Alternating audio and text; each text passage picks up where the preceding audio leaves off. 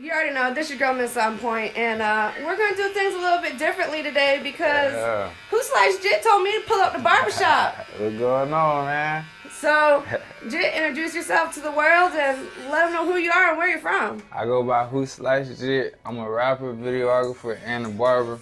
And I'm from Gainesville, Florida, you know, just trying to put the city on. I know that's right. Always hustling, always getting something done. And that's the way I like it, and that's the way I love to see artists hustling and moving with it.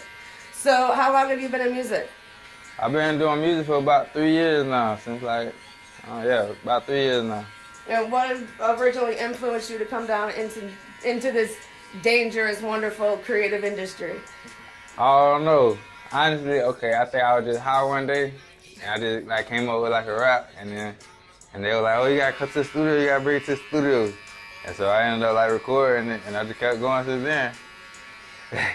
So kind of by accident like me, but in a different format. Yeah.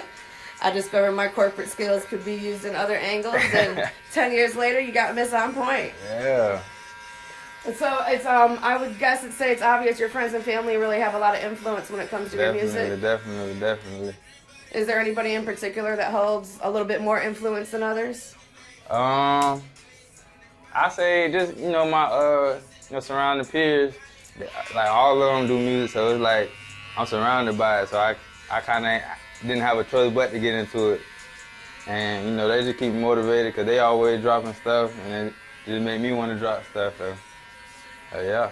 And I'm guessing you keep family close because I noticed that you have your grandmother featured on the beginning intro of your new EP that dropped. And when did that drop also? I dropped that EP on my birthday, January 6th. And okay, well, happy belated birthday because we're still in January. We still turn it up for that. Yeah. I know that's right. So I'm guessing your grandma holds a special place or at least a special bond in your heart. Definitely. I'm mad that I don't get to see her as often as I want to because she stays in Jamaica, but when I do get the chance, I always enjoy being around her and no, absolutely, hanging out with her. And fortunately, it's really not that far or that difficult if it wasn't COVID. Yeah, for real. If it wasn't COVID, exactly. we probably wouldn't even be having this conversation. You'd probably be in Jamaica because it's cold in Florida right now. Yeah, for real.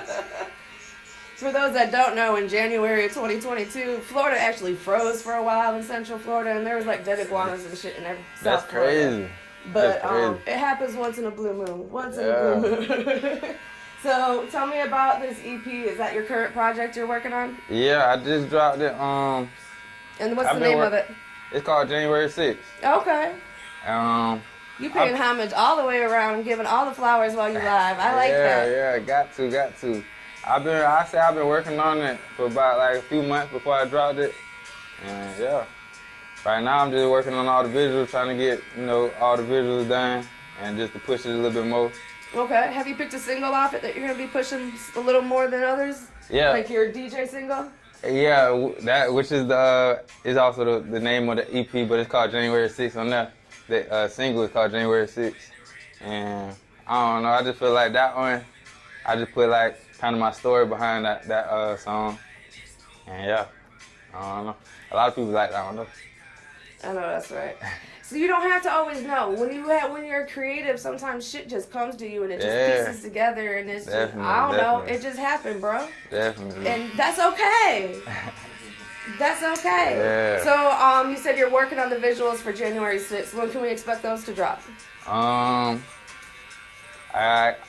just shot the first half of Getaway, and I'm gonna finish that up next week. And so you could expect that within the next couple weeks to start getting so Getaway is gonna be the first video to drop? Yeah. Well, I dropped like an open mic to January 6th, and that's out right now. I'm thinking about doing another video too, like an actual music video, but I don't know, the open mic video kind of like, I feel like that fits it better. And okay, I'm gonna have to get the link, check it out below. Definitely. And let him know if you feel the same way or if he needs an official music video. Yeah, definitely. I just dropped a music video yesterday though, called Free Rossi. Yeah, my dog Rossi, he went to jail. He went to prison like a couple years ago, and he got sentenced for 10 years. And I just wanted to pay homage to him as well. That's fantastic. Giving Yeah. credit back to those that help get you to where you are. That's fantastic. Not everybody still does that. And you obviously still real humble with it too. So that's the grind, the humble, the motivation. I see it. It definitely reads. Your music reads with it as well.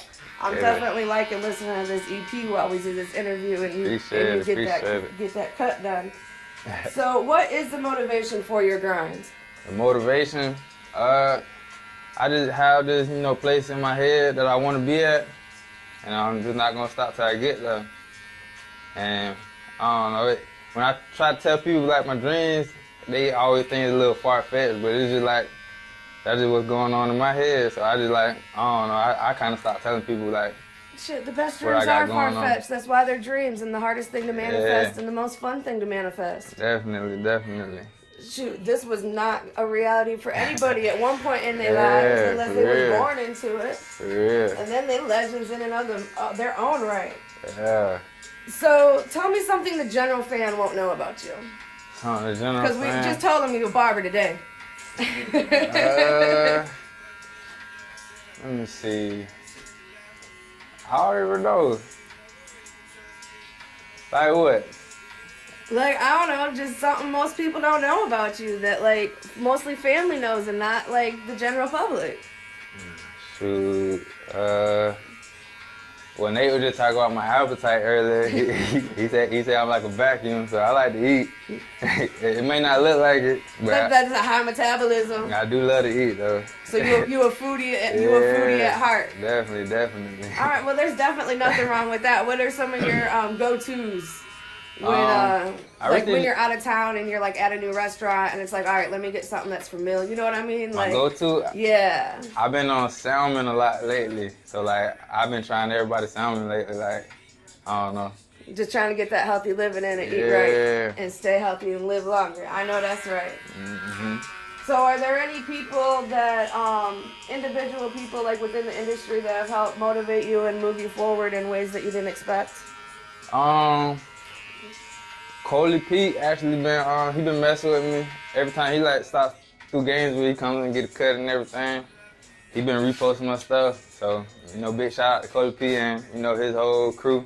They all cool people. That's fantastic. Yeah. And he's been making a lot of waves in Florida lately. Definitely. He was one of the ones that just had a versus not too long ago, Yeah, definitely. With Moot Boy. Okay. And did you were you the lucky one to get to do his cut before the show? Nah, I didn't. Not I don't think I did that one. Just when he comes through town? Yeah, when he around Gainesville, I got him, yeah. I know that's right. So are you trying to be the local celebrity barber, or is it just kind of falling in your lap incidentally and you rolling with it? Nah, that definitely was the original plan.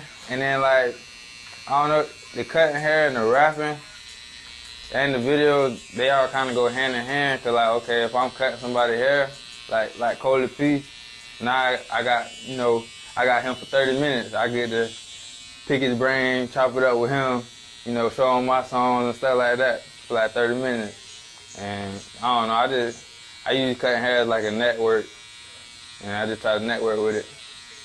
And there's definitely nothing wrong with that. And personally, I love it, and I can't agree with you more 1,000%. Yeah. You have to use whatever your current hustle is to network and make more connections to further your career with whatever your dreams and aspirations are. Definitely. Shoot, my mom was on the phone helping me get my new iPhone order yesterday and found out the lady does music and had to drop my whole name so she could Google me. Yeah.